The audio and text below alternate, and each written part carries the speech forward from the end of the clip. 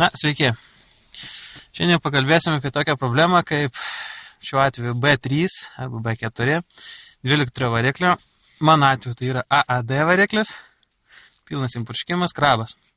Ir tokia problema, kaip nedirba benzino šalta.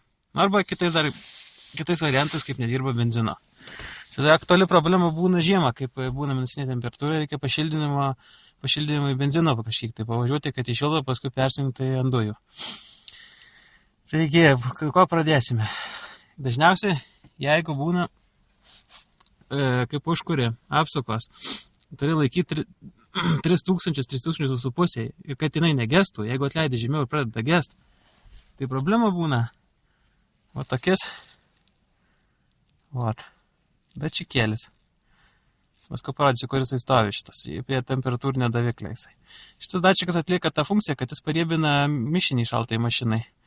Ir todėl mašina dirba normaliai ir vedasi normaliai ir nėra problemų, kad reikia pastoviai gazuoti ir laikyti 3000, kad jinai neužgestų jums. Aišku, tas nėra sveika, nes kaip šaltam varikliui varyti ant tokių apsukų ir pjauti variklį, kaip sakoma, žiemos metu. Tai va, bet šitas sugalioja tik tada, kaip jinai karšta, viskas normaliai veikia, pilnai sistema veikia.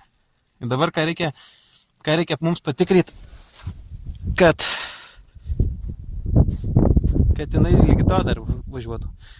Mano atveju, kai buvo dėtos dujos, jos yra paprastos šlanginės, ėmė gasas, buvo kažkokių švansų padaryta taip vožtuvas gofroje. Per gofrą traukė orą, nesudarė vakuumo lėkštutį ir nedirbo nei šalta, nei karšta.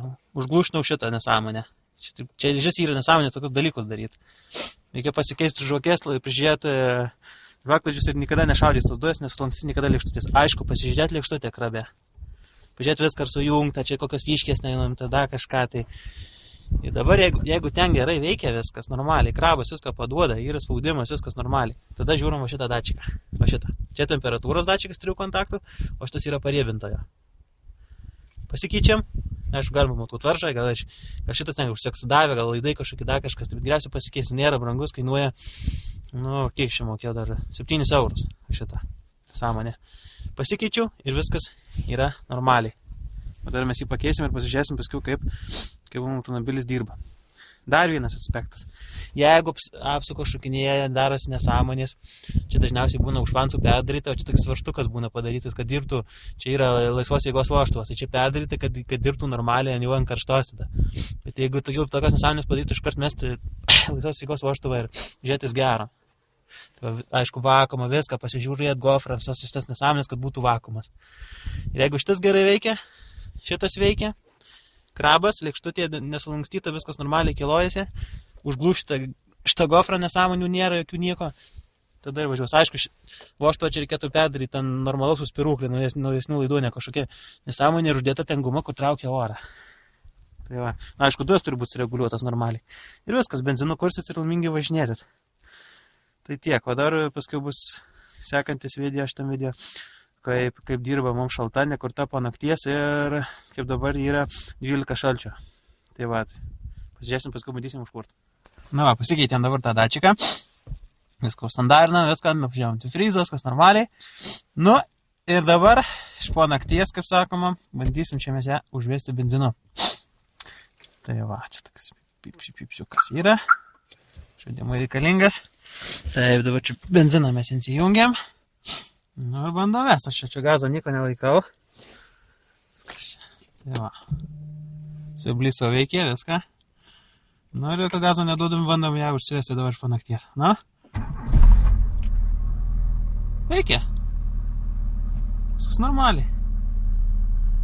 Dar šiek tiek aukštokos biški apsukos, bet tai dar turėtų pakris, kaip pašils. Truputėlį dar aukštokos. Na, ten biškai pasireguliuosim ir padarysim 850 per minutę apsukų. Ir viskas. Dirba. Nereikėjo dujų kokių birbyti. Variklio laužyti. Viskas. Per 12 šalčio vedasi.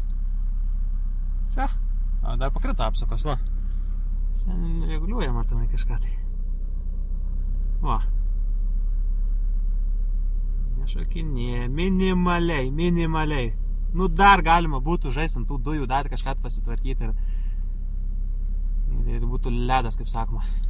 Nėra mažai pravažiavęs, dar šitas speedometras originalus tikriausiai. Tai va, tai tokis seniena, bet susitvarkai ir veikia. Eskas.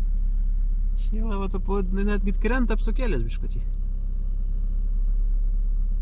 Minimalus jau čia siubavimas, nu tikrai jau čia per kūšio plauką, kaip sakau. Tai tiek va. Na ką, gero kelio visiems.